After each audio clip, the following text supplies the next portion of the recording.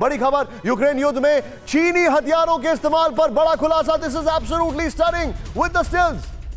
चीन से मिले हथियारों का इस्तेमाल कर रही है रूसी सेना। यूक्रेन फौज को चीन में बने मोर्टार M83A मिले।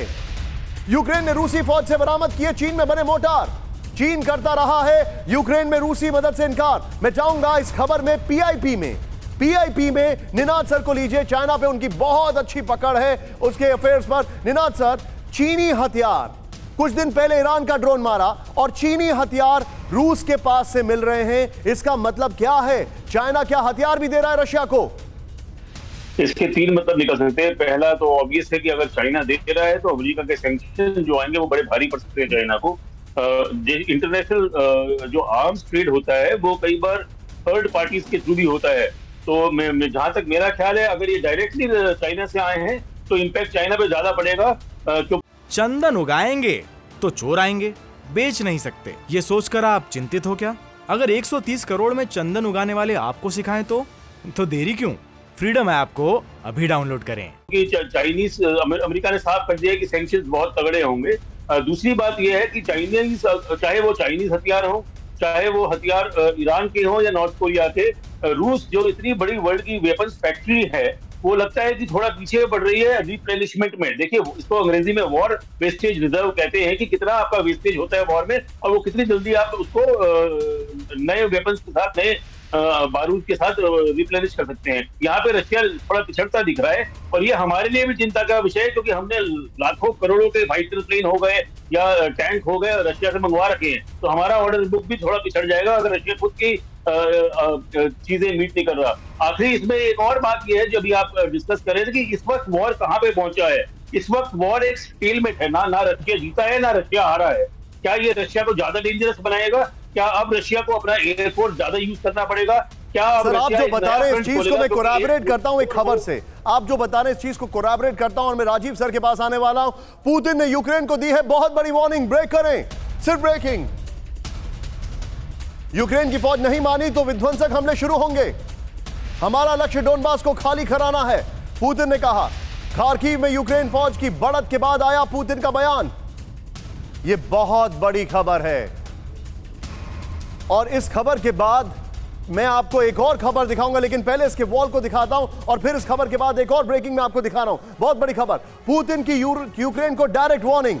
पुतिन ने यूक्रेन को सीरियस मिलिट्री रिस्पांस की वार्निंग दी है। नंबर 1, यूक्रेन ने हमले नहीं रोके तो जबरदस्त जवाबी कार्रवाई की जाएगी। नेक्स्ट, हमारे ऑपरेशंस का मुख्य लक्ष्य पूरे डोनबास के इलाके को खाली कराना है। यूक्रेनी सेना आतंकी हमले का रूसी इंफ्रास्ट्रक्चर को नुकसान पहुंचा रही है। यह कहा है डोनबास में हमारे ऑपरेशंस रुके नहीं, रूसी सेना नए इलाकों पर कब्जा कर रही है, यह कहा है। इस सब के बीच में एक और ब्रेकिंग, सीधे आइए इसको जूम इन करना था। बड़ी खबर यह है, न्यूक्लियर अटैक की खबरों पर क्रेमलिन का बयान। ब्रेक करें विद द विजुअल्स। यूक्रेन पर न्यूक्लियर अटैक को लेकर क्रेमलिन की सफाई।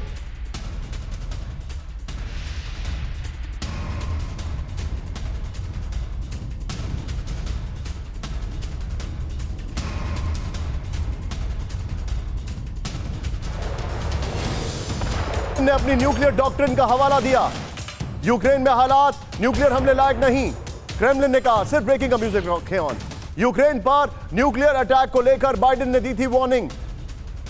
ये दोनों ब्रेकिंग और दोनों शॉट दिखाइए, ये दोनों ब्रेकिंग दोनों शॉट दिखाइए। पुतिन का वार्निंग और क्रेमलिन का स्टेटमेंट। मैं सीधे चलूंगा राजीव सर के पास। राजीव सर, पुतिन ने वार्निंग दी है कि डोंट ट्राई आवर पेशेंस। उन्होंने कहा कि विध्वंसक हमले शुरू होंगे। क्रेमलिन कहता है कि हमारी न्यूक्लियर डॉक्ट्रिन के तहत यूक्रेन पर हम अटैक नहीं कर सकते हैं। और मैं अपने दर्शकों को यह बताना चाहूंगा कि रशिया की न्यूक्लियर डॉक्ट्रिन यह कहती है कि उसमें कोई नो फर्स्ट यूज का कोई स्टेटमेंट ही नहीं है।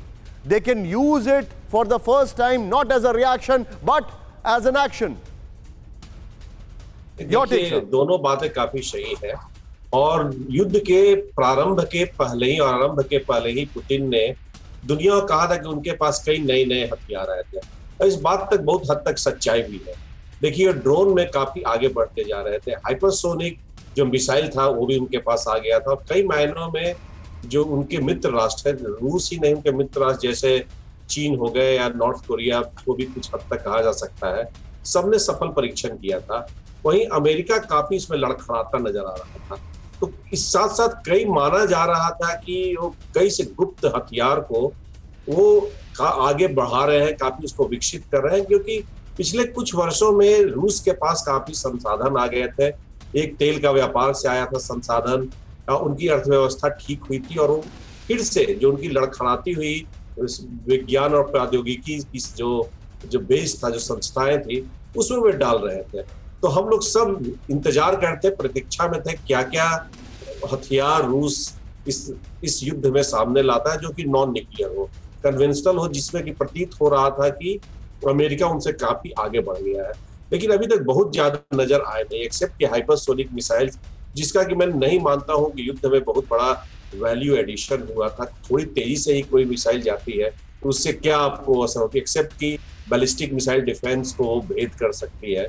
इसके अलावा मैं कोई बहुत बड़ा उसका सैनिक नहीं। तो आपको लगता है कि रशिया जो कह रहा है कि हम न्यूक्लियर मिसाइल का इस्तेमाल नहीं करेंगे, यकीन कर सकते हैं? शुरू से ही इस बात को मैं विभिन्न चैनलों पर कहते रहा हूं कि इस बात को रशिया के मुंह में वेस्टर्न कंट्रीज डाल रही थी। उनकी एक राजनीति थी, उनका एक था एक न्यूक्लियर पॉलिटिक्स था। अंडरस्टूड। और उसको वो कर रहे थे और रूस बार बार इस बात को कह रहा था। Point taken.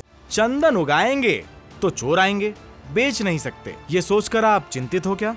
अगर 130 करोड़ में चंदन उगाने वाले आपको सिखाएं तो देरी क्यों?